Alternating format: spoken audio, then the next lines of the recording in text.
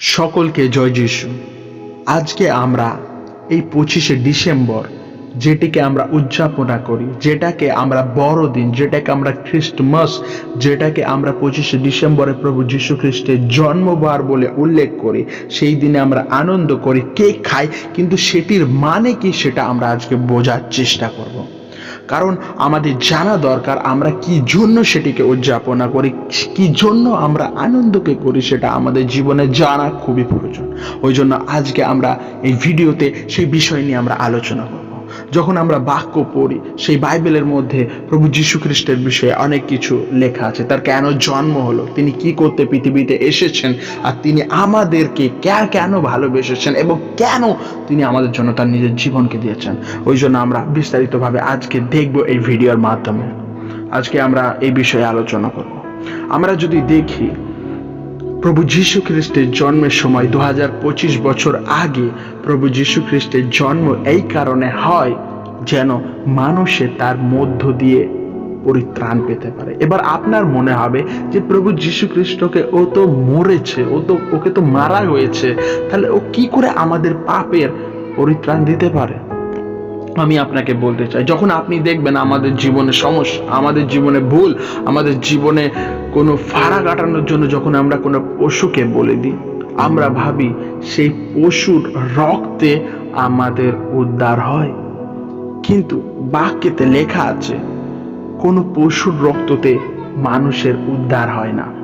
কারণ মানুষের পাপের জন্য মানুষ দায়ী, আর ওই জন্য মানুষের পাপের দায় মানুষকে পূর্ণ করার প্রয়োজন ছিল।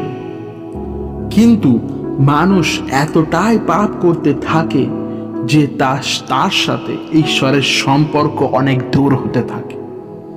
আর ঠিক সেই সময় ঈশ্বর তিনি নিজের সিংহাসনকে ছেড়ে মানুষ রূপে এই পৃথিবীতে জন্মগ্রহণ করেন, যেন ঈশ্বর আর মানুষের যে সম্পর্কটা সেটা আর দূরত্ব না হয়। কারণ মানুষের পাপ মানুষকে ঈশ্বর থেকে আলাদা করছিল, আর বহু পাপ মানুষের করতে আরম্ভ করছিল, যেটা ঈশ্বর কখনো স্বীকারকে করেনি। ঈশ্বরের আজ্ঞাকে সে মানুষেরা মানেনি, অবজ্ঞা করেছে, তারা ঈশ্বরকে তিরস্কার করছে।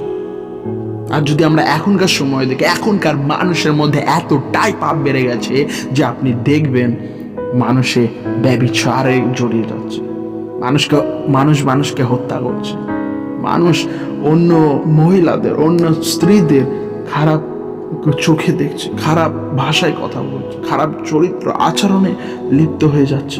এখন আরো সমস্যা বেড়ে উঠছে।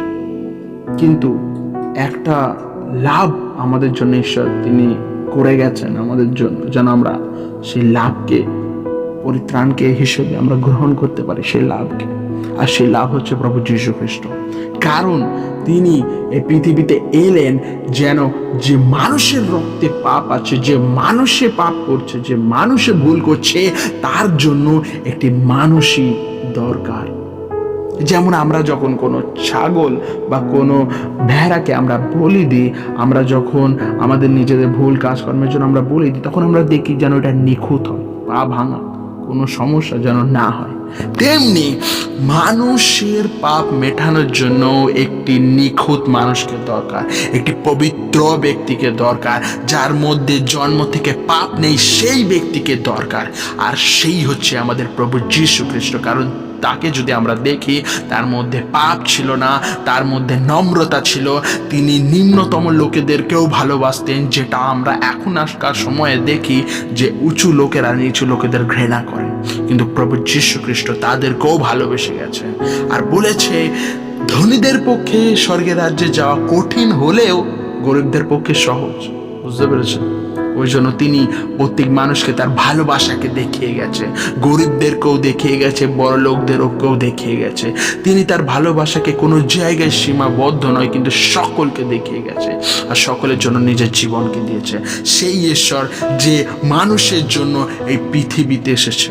আমরা সকলে জানি আমরা কি কার্য করে থাকি। আমরা ঈশ্বরকে মনোনীত করার জন্য আমরা সবসময় ঈশ্বরকে ডেকে যাই যে ঈশ্বর এসো, ঈশ্বর এসো। কিন্তু আমি আপনাকে একটা আমাদের জন্য গুড নিউজ দিতে চাই। আমাদের ঈশ্বর তিনি আমাদের ডাকাতে আসেন, তিনি নিজে তার স্বর্গ ছেড়ে আমাদের কাছে এসেছেন। বুঝতে পেরেছেন? তিনি এতটাই ভালোবাসেন, আর তিনি তার নিজের জীবনকে দিল প্রভু যীশু খ্রিস্ট, যেন তার রক্তের দ্বারাই আপনার আমার পাপ ক্ষমা হয়। আর বাক্য বলে যে কেউ তার উপর বিশ্বাস করবে সে পরিত্রাণ, সে মুক্তি পাইবে, পাপের ক্ষমা পাইবে।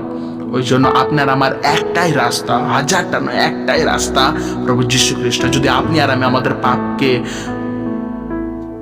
রিপেন্টেন্স করি, স্বীকার করি, পশ্চাতাপ করি, তাহলে আমরা প্রভু যীশুর কাছ থেকে ক্ষমা পাই। হালেলুয়া।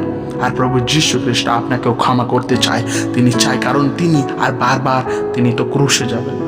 ওই জন্য এখন প্রভু যীশু সেই রক্ত আমাদের কাছে নেই যে রক্ত আমাকে ক্ষমা করে, কিন্তু বাইবেল বলে তুমি যদি বিশ্বাস করো প্রভু তোমার জন্য মারা গেছে, আবার 3 দিন পর তিনি বেঁচে উঠেছেন, তুমি পরিত্রাণ পাইবে। তুমি বিশ্বাস করলে তুমি তোমার পাপের ক্ষমা পাইবে, কারণ এই পৃথিবীতে সেই মানুষের পাপের জন্য কোনো মানুষের রক্ত দরকার ছিল, আর সেখানে প্রভু যীশু খ্রিস্ট নিজের জীবনকে দিয়ে দিয়েছে আপনাদের জন্য, আমাদের জন্য। ওই জন্য প্রভু যীশু সে 25শে ডিসেম্বরে আমরা উদযাপনা করি, ঠিক আছে, কিন্তু আমাদের প্রত্যেক দিন উদযাপনা করা দরকার, প্রভুকে নিয়ে আনন্দিত করা দরকার। কারণ সে প্রভু যীশু খ্রিস্ট না হলে আপনি আর আমি একদিন নষ্ট হয়ে যেতাম, আপনি আর আমি একদিন শেষ হয়ে যেতাম। তিনি আমাদের মাঝখানে এসে একটি রাস্তা খুলে দিয়ে গেছে, যেন আমরা আবার সেই পবিত্র ঈশ্বরের সাথে আবার যোগাযোগ করতে পারি, আবার তার সাথে আমরা থাকতে পারি, তার আজ্ঞাকে মেনে চলতে পারি। আমরা যেন আমাদের পাপের কারণে আমরা ঈশ্বর থেকে দূরে না যাই। হালেলুয়া। ওই জন্য প্রভু যীশু খ্রিস্ট এই পৃথিবীতে এসেছে, যেন তাকে আমরা বিশ্বাসের দ্বারাই আমরা পরিত্রাণ পাই। হালেলুয়া। ওই জন্য আমি আপনাদের এটাই বলতে চাই, যে কেউ প্রভু যীশুকে বিশ্বাস করবে সে নষ্ট নয়, কিন্তু অনন্ত জীবন পাবে। সে কখনো নষ্ট হবে না, মানুষে তাকে শেষ করতে পারবে না। মানুষ তার উপর বিশ্বাসের দ্বারাই উদ্ধার পাবে, তার পাপের ক্ষমা পাবে, আর উদ্ধারকে গ্রহণ করবে। সে কখনো নষ্ট হবে না, সে তার পাপের ক্ষমা পাবে। ওই জন্য আমি আপনাকে বলতে চাই, প্রভু যীশু খ্রিস্টের জন্ম সাধারণ নয়, তিনি জন্ম নিয়েছেনই যেন আপনার আমার পাপের ক্ষমা হতে পারে। ওই জন্য আনন্দিত হন। সকলকে জয় যীশু।